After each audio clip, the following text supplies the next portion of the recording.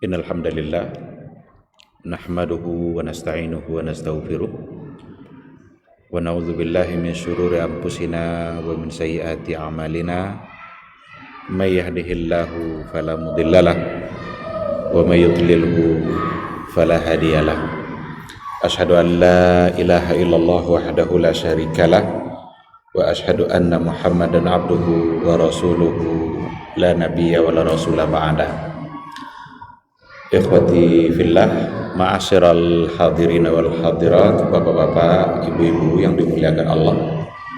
Kembali kita bersyukur pada Allah Subhanahu wa taala pada maghrib yang penuh berkah ini. Alhamdulillah kita dimudahkannya untuk beramal saleh dan kita diberikannya semangat untuk duduk di majelis ilmu. Mudah-mudahan maghrib berjamaah yang sudah kita laksanakan benar-benar diterima oleh Allah Subhanahu wa taala sebagai amal saleh yang akan memperpanjang catatan amalan kebaikan kita.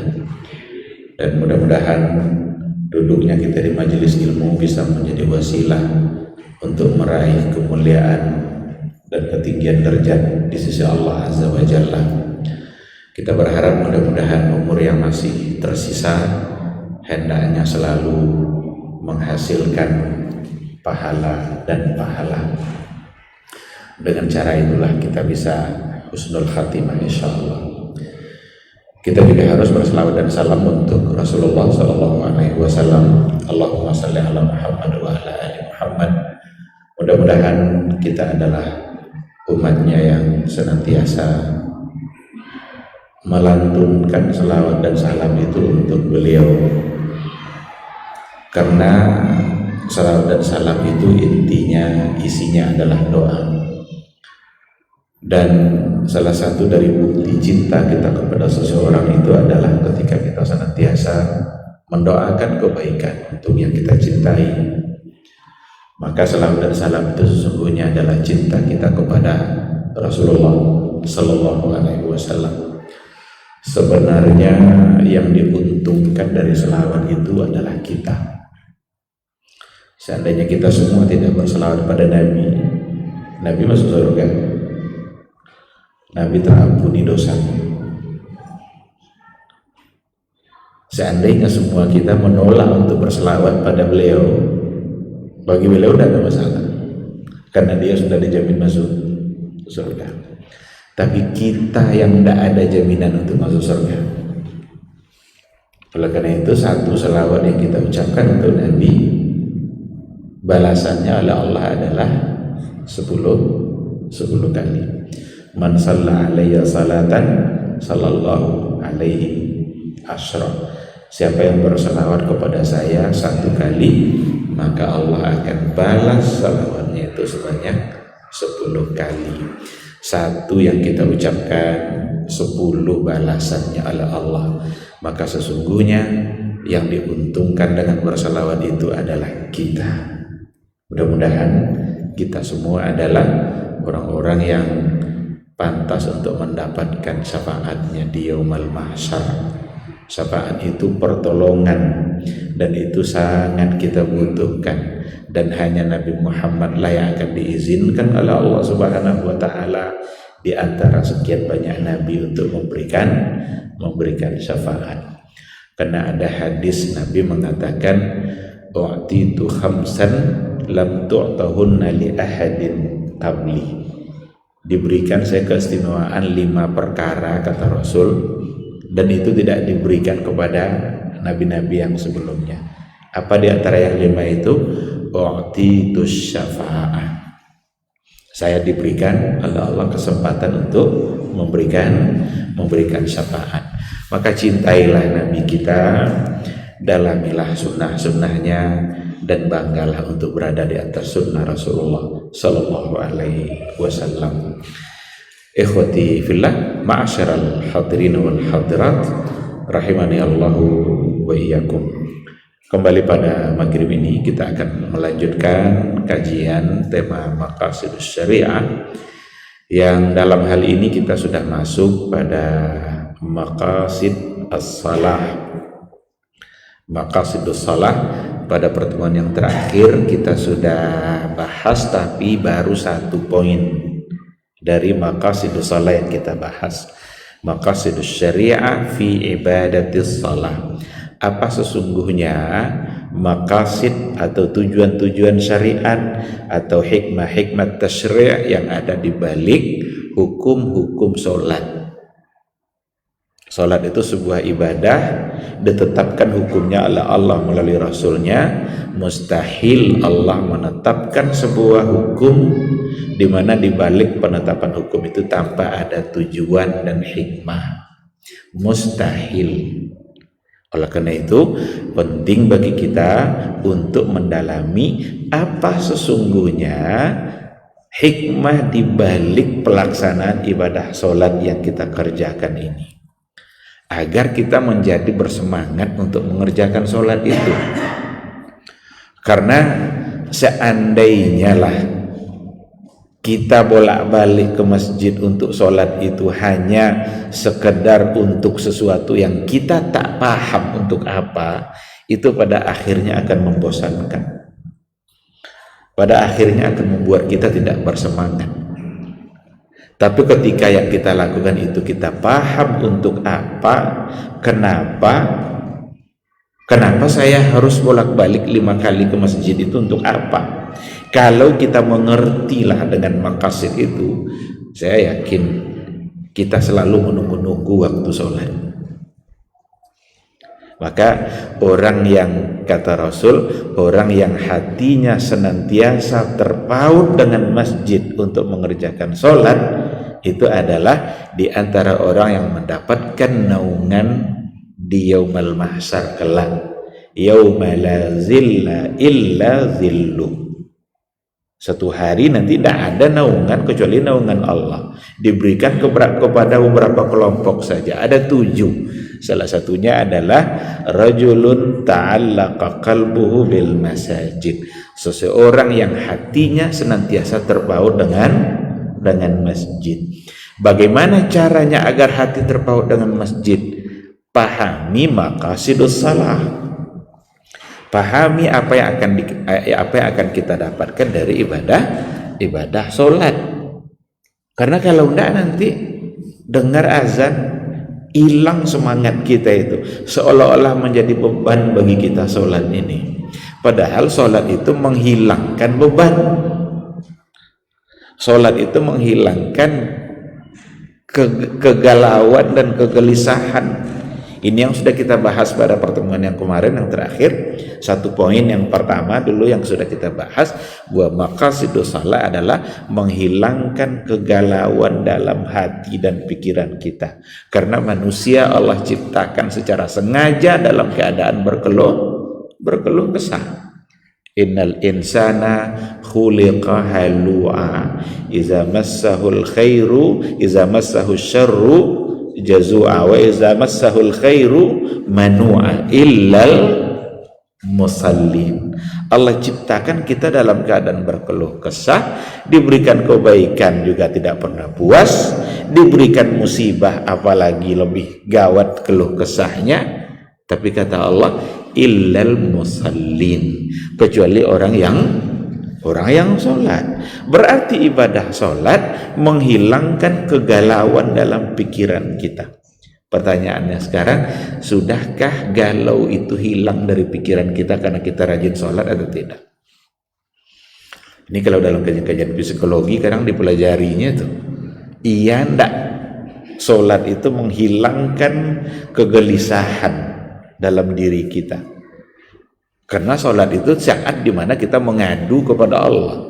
Kita kalau punya persoalan dalam kehidupan, adukan persoalan itu kepada Allah. Dan kapan saat mengadu itu? Sholat. Kalau ragu kita pada 2 pilihan, ragu kita dengan 2 pilihan, ada namanya sholat istikharah. Ada hajat, ada kebutuhan-kebutuhan yang kita perlukan kepada Allah, sholat kita memohon kepada Allah. Maka umat Islam ini selalu saja ada solusi. Kenapa demikian? Karena dia punya Allah. Tidak pernah galau dia. Karena umat Islam ini meminta selesaikan persoalan kepada Allah yang tidak pernah bermasalah. Tapi kalau sudah mulai kita minta selesaikan persoalan hidup kepada orang lain yang lebih banyak masalahnya dari kita, situlah kegelisahan itu akan muncul. Jadi minta selesaikan persoalan hidup kepada orang lain yang lebih banyak masalahnya dari kita. Ini sumber kegelisahan dalam kehidupan. Mau lancar bisnisnya, cari jimat pelaris. Lambat dapat jodoh, cari jimat-jimat agar dipandang cantik oleh orang. Enggak, salah. Itu syirik. Ngadu sama Allah, minta kita sama Allah. Dan ibadah sholat sesungguhnya adalah saat dimana kita berkomunikasi dengan Allah Subhanahu wa ta'ala. Kalau kita paham itu, niscaya kita akan tunggu-tunggu waktu sholat itu. Merasa lambat rasanya kalau orang terlambat azan. Dan ketika sudah berada dalam sholat, ingin rasanya berlama-lama. Kenapa dulu Rasul itu berlama-lama sekali dia dalam sholat tahajudnya? Karena dia paham apa yang akan dia dapatkan. Padahal Nabi itu, Nabi kan sudah dijamin segala-galanya kan. Tapi dia berlama-lama sampai Aisyah bertanya kepada Rasul, ya Rasulullah, kenapa kamu lakukan ini semua? Karena nampak oleh Aisyah itu tumit Nabi itu udah bengkak-bengkak karena tegak lama sholat. Kenapa kamu melakukan ini semua? Bukankah kamu sudah dijamin masuk surga? Apa kata Rasul jawabannya? Afala uhibbu an akuna abdan syakura. Tidakkah saya ingin untuk menjadi hamba yang bersyukur? Jadi ibadah Nabi itu untuk mensyukuri apa yang sudah pasti dia dapat. Surga sudah pasti, terampuni dosa sudah pasti. Maka dia beribadah sebagai cara mensyukuri apa yang pasti. Kita beribadah untuk mengejar sesuatu yang belum pasti. Ada di antara kita yang dijamin masuk surga? Ada di antara kita yang sudah pasti tanpa hisab? Enggak ada. Maka kita beribadah mengejar sesuatu yang belum pasti. Kalau Nabi beribadah mensyukuri sesuatu yang sudah pasti. Tapi sungguh sangat tidak berimbang antara dia dengan orang yang belum pasti itu. Maka salah satu caranya adalah ibadah as-salah. Baik, ikhwati fillah, kita akan lanjutkan poin-poin dari maqasidus shalah itu. Jadi yang pertama kemarin itu bagaimana kita memperbaharui janji kita kepada Allah setiap kali waktu sholat datang, dan dengan cara itu kita bisa berzikir mengingat Allah, dan dengan berzikir mengingat Allah itu hati kita menjadi tenang, maka hilanglah kegalauan dalam pikiran kita, hilang sakwa sangka, hilang kecurigaan. Karena gampang kita curiga dalam hidup ini, Bapak Ibu, gampang kali curiga sama tetangga, curiga sama kawan di kantor. Nah, cepat naik pangkat kawan di kantor kadang curiga, itu kayaknya sogok tuh. Maka cepat dia naik pangkat karena ini nih, karena itu, curiga aja bawaannya. Kalau ada dua pedagang berdekatan, itu kadang saling curiga. Padahal apa yang akan menjadi rezeki si A tak akan pernah bisa dirampas oleh si B. Apa yang menjadi rezeki si B tidak akan pernah pula pindah kepada si A, karena Allah yang sudah mengatur. Orang yang sholat hilang kecurigaan tadi itu, karena dia berjalan di atas garis yang sudah diatur oleh Allah Subhanahu wa ta'ala. Orang-orang yang sholat itu selalu awalnya bismillah dan akhirnya alhamdulillah. Kita kalau hidup di antara dua hal itu aman kita. Antara bismillah dan alhamdulillah. Rasul bilang apa? Semua amalan yang kullu amrin dzibalin la yubda'u fihi bismillah fahuwa akhta. Semua amalan yang baik jika tidak dimulai dengan bismillah fahuwa akhta, maka dia terputus. Apa kata Syekh Shalih Al-Utsaimin? Apa makna aqta di sini? Maknanya kata beliau diantaranya qati'ul barakah, terputus keberkahannya.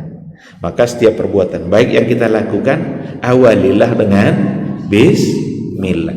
Apa maksudnya ini?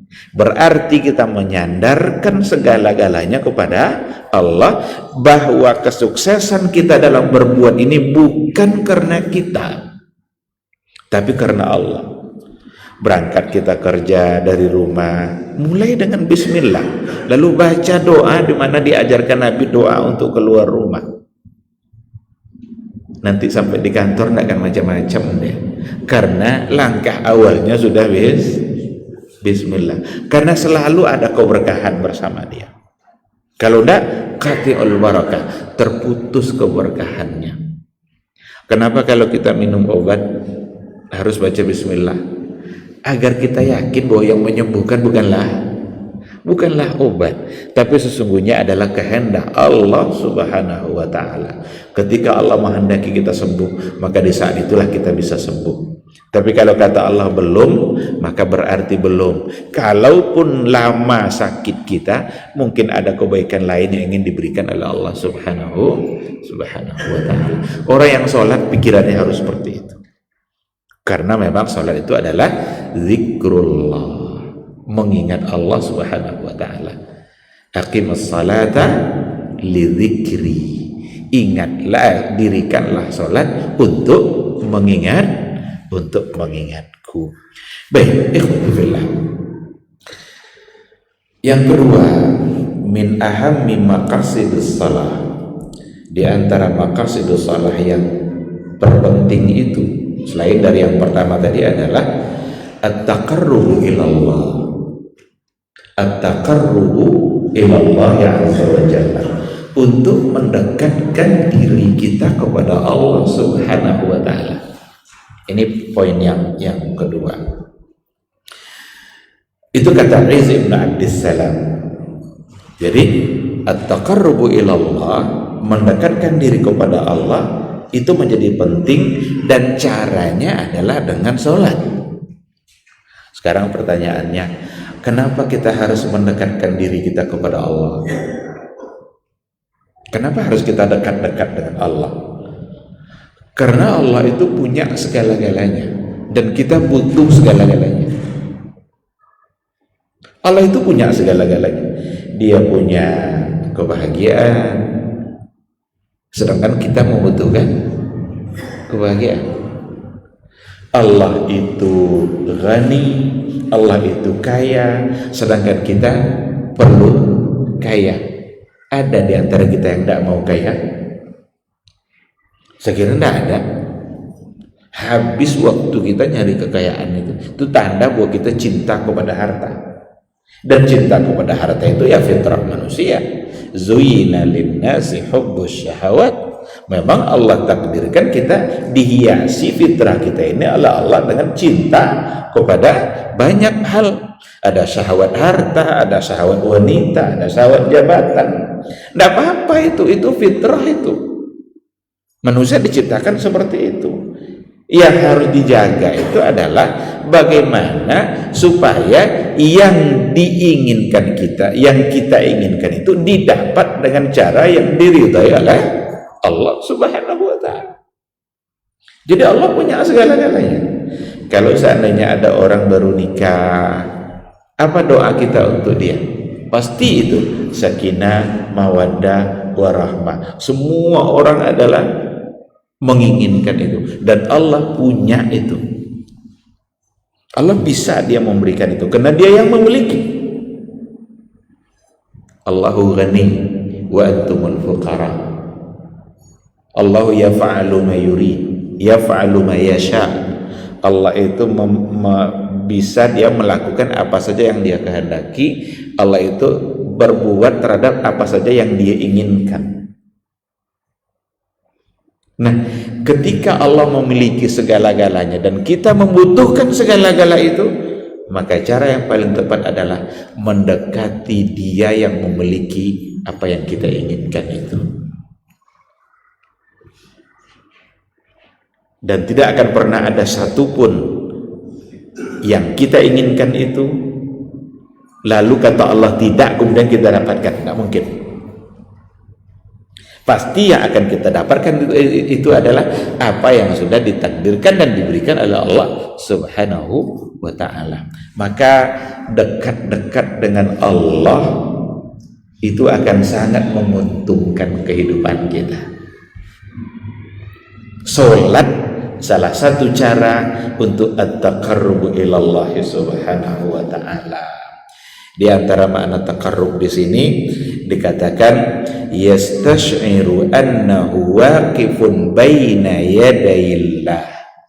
Kita yang sedang sholat itu yastash'ir itu ada syu'ur, kita merasa bahwa sesungguhnya kita waqifun baina yadayillah. Kita merasa bahwa kita sedang berdiri baina yadayillah, di hadapan Allah Subhanahu wa ta'ala. Nah, itulah sebabnya sholat itu harus dalam keadaan suci, karena kita menghadap yang suci. Tidak sah sholat kita kalau kita tidak dalam keadaan suci. Seandainya sholat kita dalam keadaan tidak suci, lupa kita ulang sholat kita itu, karena kita tidak dalam keadaan suci. Karena yang tadi tidak sah. Umar bin Al-Khattab itu pernah terlanjur sholat subuh. Dia sholat subuh. Dia seharusnya harus mandi janabah, tapi lupa dia hanya berwudu saja. Lupa dia kalau dia sedang dalam keadaan junub. Sampai di rumah baru dia ingat dan dia ulang sholat subuhnya di pagi itu. Jadi yastash'iru annahu waqifun baina yadayillah, merasa bahwa kita sedang berhadapan, persis kita sedang berhadapan dengan Allah. Coba bayangkan kalau seandainya ada seorang karyawan bekerja dan dia ditatap saat bekerja itu oleh atasannya, gimana kira-kira dia bekerja? Akan pasti dengan segala bentuk keseriusan, tidak ada main-main itu. Walaupun kalau udah pergi atasan itu nanti kadang baca Quran, mungkin ngopi-ngopi, mungkin main game di laptop, kadang-kadang habis waktu main game, tapi pas datang atasan, kalau ada sidang secara tiba-tiba itu serius semuanya. Kenapa? Di depan dia ada atasannya. Nah, kita tidak akan pernah main-main dalam sholat kalau seandainya kita menyadari bahwa kita sedang berhadapan dengan Allah Subhanahu wa ta'ala. Nah, ikhwatillah, Al-Izzu Ibn Abdissalam mencoba untuk memberikan penjelasan ketika dikatakan dekat dengan Allah, itu apa sebenarnya maksud dekat dengan Allah itu? Al-qurbu itu menurut beliau, al-qurbu naw'an.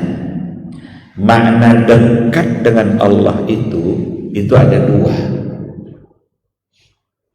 Yang pertama diistilahkannya al-qurbul am, dekat dalam artian umum. Ini kalau dekat dalam artian umum, Allah itu dekat dengan siapa saja. Mau muslim dia, mau kafir dia, mau taat dia, mau pendosa.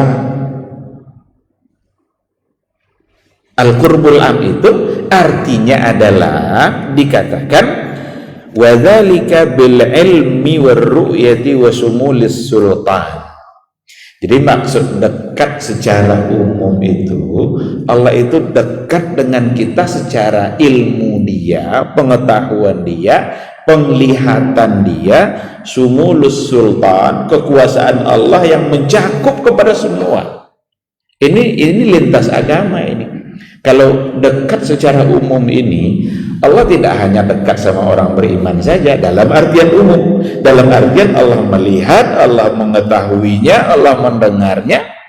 Inilah makna ayat wa huwa ma'akum aina ma kuntum.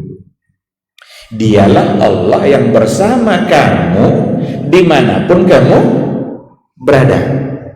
Jadi ketika Allah mengatakan wa huwa ma'akum aynama kuntum, dialah Allah bersama kamu dimanapun kamu berada, ini al-qurbul am, ini dekat secara umum. Bersama kamu di sini, kamu di situ bisa kita, bisa orang yang tidak muslim, bisa orang yang rajin sholat, bisa yang tidak rajin sholat, bisa penjudi, bisa pemabuk, semua. Karena Allah ma'akum, Allah bersama kamu dimanapun kamu berada. Dalam artian Allah melihat kita dimanapun kita berada.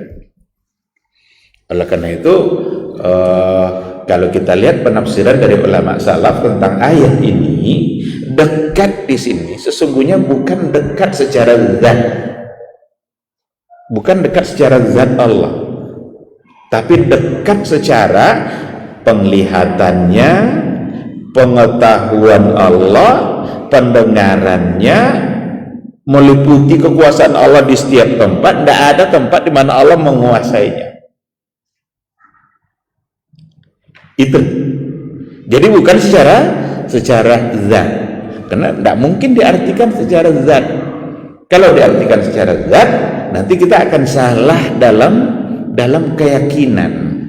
Nah, ini mungkin perlu saya ingatkan, ini sebenarnya adalah kajian akidah, ini kajian tauhid ya. Cuma sekarang sering dibahas dalam hal-hal yang seperti ini. Maka dekat di situ, dekat sifatnya, ilmu, pendengaran dan penglihatan.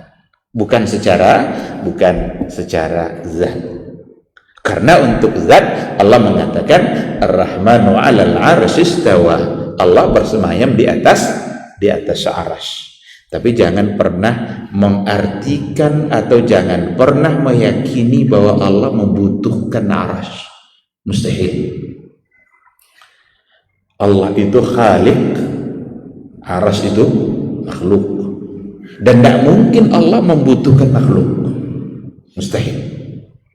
Maka Nabi tidak pernah memberikan penjelasan seperti apakah bersemayamnya. Yang terbayang oleh kita raja bersemayam di singgasananya, itu yang terbayang oleh kita. Jangan pernah bayangkan Allah seperti itu, karena Al-Quran sendiri mengatakan laisa kamitslihi syai'un wa huwas samiul basir. Tidak ada satupun yang serupa dengan Allah, dan Dia Maha mendengar lagi Maha melihat. Ketika dikatakan oleh Allah laisa kamitslihi syai'un, tidak ada satupun yang serupa dengan Allah, maka istawa ini pasti tidak serupa dengan makhluk. Pasti. Karena itu jaminan. Tidak ada satupun yang serupa dengan Allah.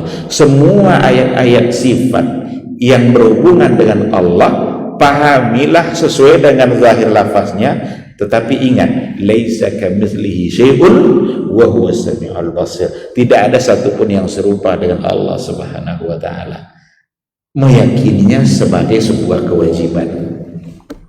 Maka Imam Malik itu kan pernah ditanya oleh seorang pemuda dalam satu majelis, ditanya dia, "Ya Imam, kaifal istiwa?"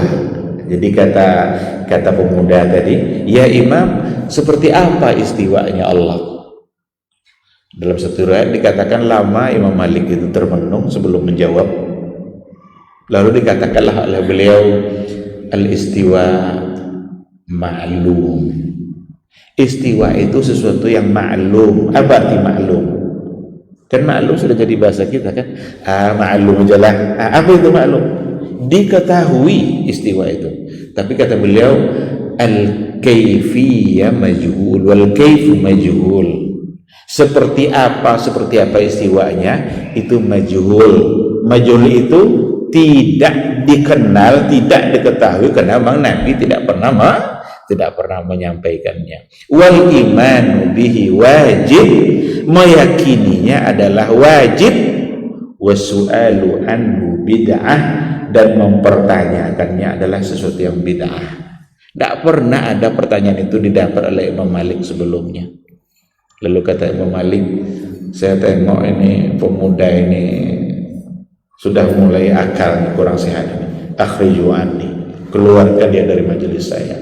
Disuruh untuk dikeluarkan oleh Imam Malik karena dia sudah mencoba untuk mempertanyakan sesuatu yang tak mungkin dijawab oleh akal. Jadi mencoba mempertanyakan sesuatu yang tak mungkin dijawab oleh akal. Kenapa demikian? Karena itu masalah gaib. Masalah gaib itu masalah iman. Dan iman yang gaib itu hanya bisa kita jawab dengan adanya nas-nas yang sharih, yang sahih, yang datang dari Nabi, dan itu tidak pernah ada.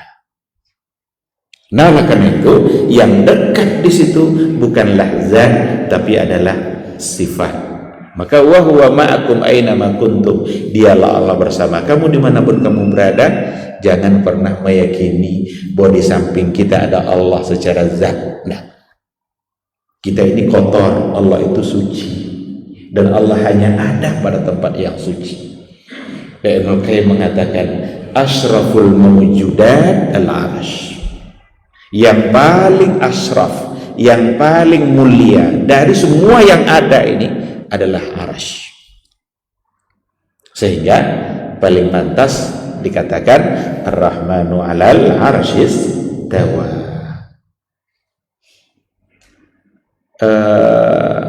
Ikhwati fillah, ini makna yang pertama, al-qurbul 'am, dekat secara umum. Tapi ada makna yang kedua, al-qurbul khas, arti dekat secara khusus. Ini baru untuk orang yang beriman. Ini baru untuk orang-orang yang beriman. Apa makna al-qurbul khas di sini? Dekat secara khusus itu adalah al-judu wal ihsan wan nusra wat taufiq. Hanya untuk orang beriman. Al-ihsan itu kan kita sudah biasa menerangkan kata ihsan. Bagaimana kita sering mengharapkan kebaikan-kebaikan dari Allah, pertolongan dari Allah, taufik dari Allah. Maka al-qurbul khas, dekat dengan Allah, artinya adalah dekat dalam bentuk Allah memberikan taufik dan pertolongannya. Dan itu hanya untuk orang-orang yang beriman. Untuk yang beriman.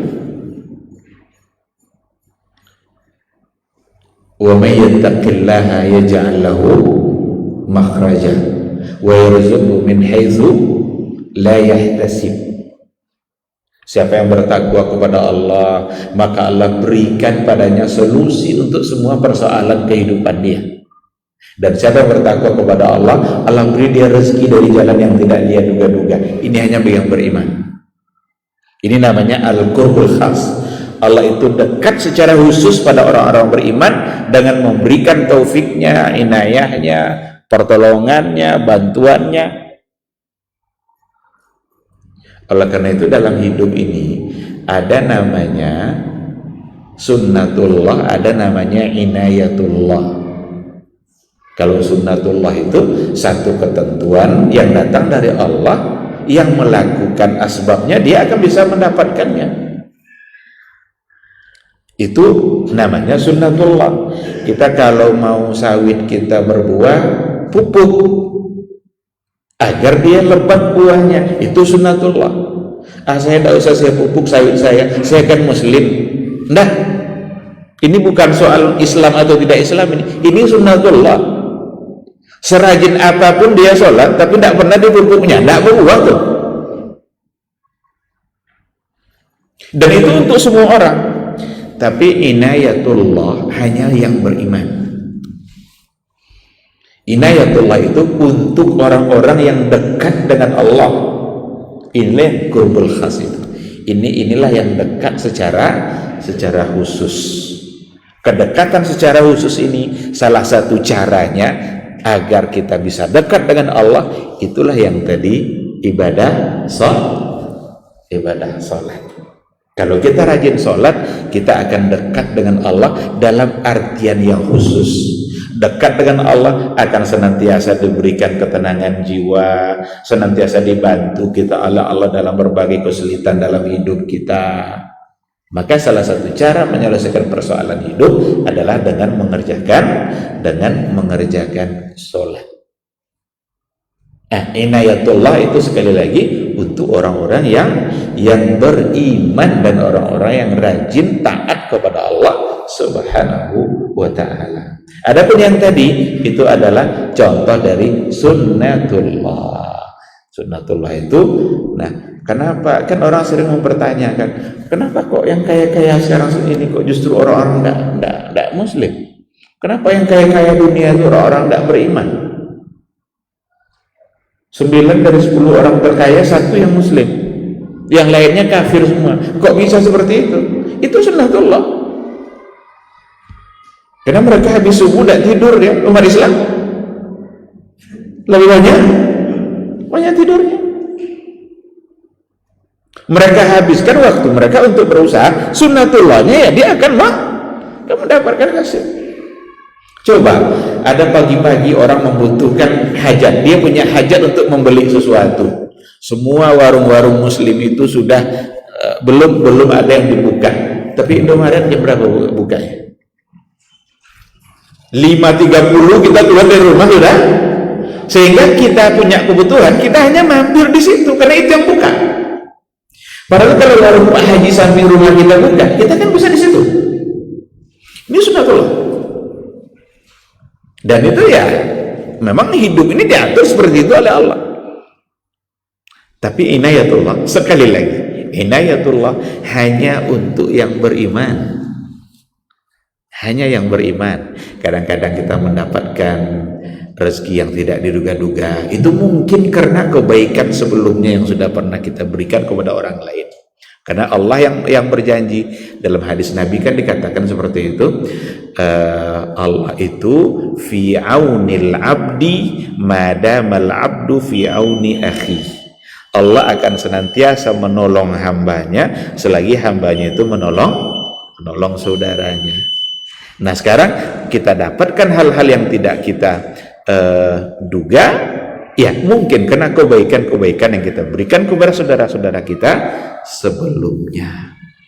Nah, jadi ini pada poin yang kedua ya, min ahammi maqasidus shalah, di antara pentingnya maqasid, di antara maqasid yang penting dari ibadah salat itu adalah at-taqarrubu ilallah subhanahu wa ta'ala. Apa dalil dari dekat secara khusus tadi? Kan dan dekat secara umum kan sudah ada ayatnya tadi, wa huwa ma'akum aina ma kuntum. Dekat secara khusus di antara ayatnya adalah inna rahmatallahi qaribun minal muhsinin. Ada kata qarib di situ. Sesungguhnya rahmat Allah qaribun minal muhsinin, dekat dari orang-orang yang muhsinin. Rahmat Allah dekat dari orang-orang muhsinin. Ini al-qurbul khas.